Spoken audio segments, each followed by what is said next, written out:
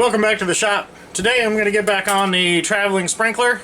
I've painted it up. I've given it weeks to dry. If for those of you that watched the first two episodes of this, I painted it and then with Rust-Oleum and it did not stick. So I'd gone down and talked to my local expert at Sherwin-Williams and bought this. This is the KEM Chromic paint. It's $90 a gallon. I was able to negotiate the price down a little bit to $45 because I bought a couple $100 worth of paint from the guy. But anyway, it goes on super thick. Apparently you need a good strong solvent to remove this stuff. So anyway, it's a little bit more than your average industrial paint that I'm familiar working with.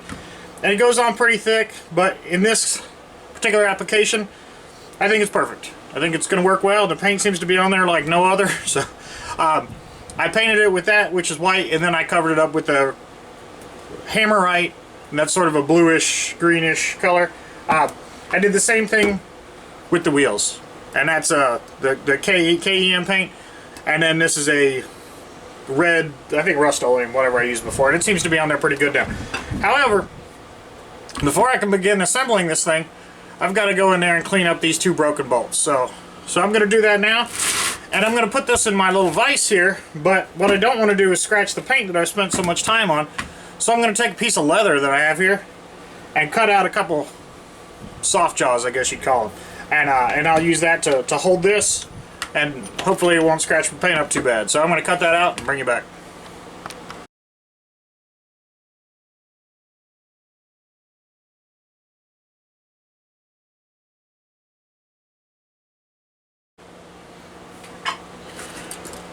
So what I'm going to use now is I'm going to use a set of left-handed drill bits, and these are just your typical reverse-threaded easy outs. However, I tend to like the square ones a little bit better. They've got less propensity to self-feed and flare the nut out. It's my opinion. I mean, everybody's got their own favorites and whatnot, but I'm going to try my best to get a nice straight hole drilled in here with the reverse-threaded, with the left-handed drill bit. And we'll see how that goes.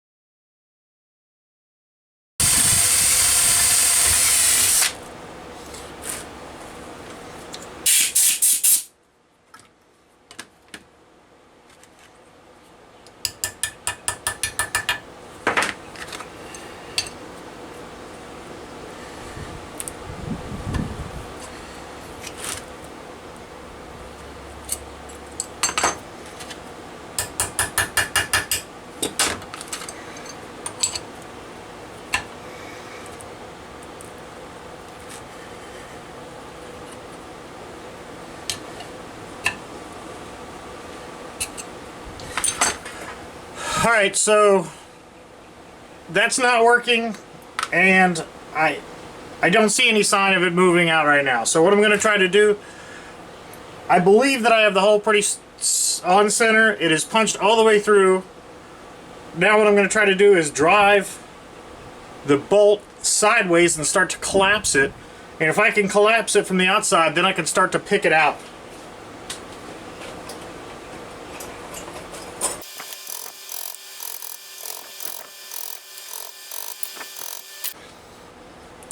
Alright, so I've put a little bit of a bias on that tip. I don't know if you can see that. To try to get in here behind the thread and knock it out.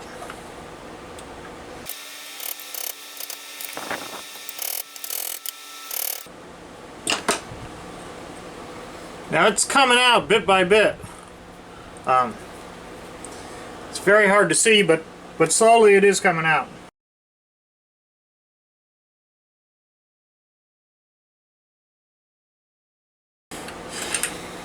Alright, so these are just 1/4 bolts. I'm going to go ahead and chase the thread out now that I've knocked that bolt out.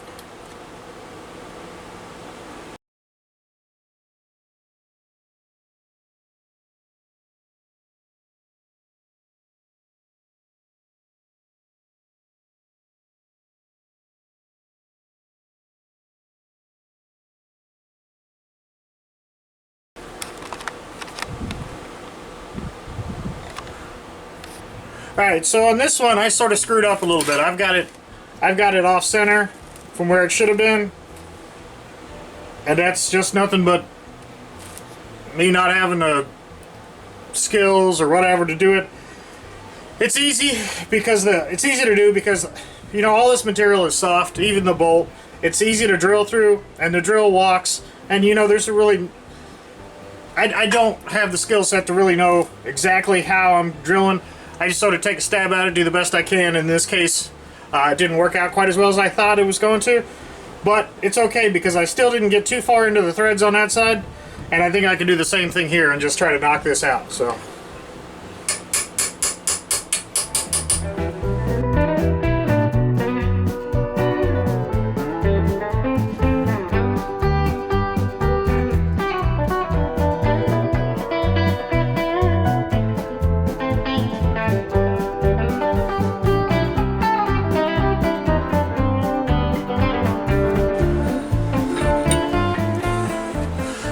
Alright, so there's what looks like some sort of a spacer pin in there, and there was some sort of a gasket, and I had to go back and watch the video, and I really couldn't tell what kind of gasket it was. I'd imagine that whatever it was, it had deteriorated. I remember it vaguely being on there, but it was so thin I really couldn't hardly tell. I think what I'm going to do is use a couple of these nitrile rings to account for that gap, and that should provide a good friction, nearly would not add to the friction, because what happens is this ends up becoming a drive mechanism. As the arms, you got to figure the arms are going to be. I'm sort of zoomed in. It's hard to get a shot like this, but anyway, the distance, the torque comes from the water pressure at distance that turns this shaft, which in turn drives this cog. So ideally what I'm looking for here is as little friction as possible. So anyway, I'm going to keep assembling this and use these little gaskets.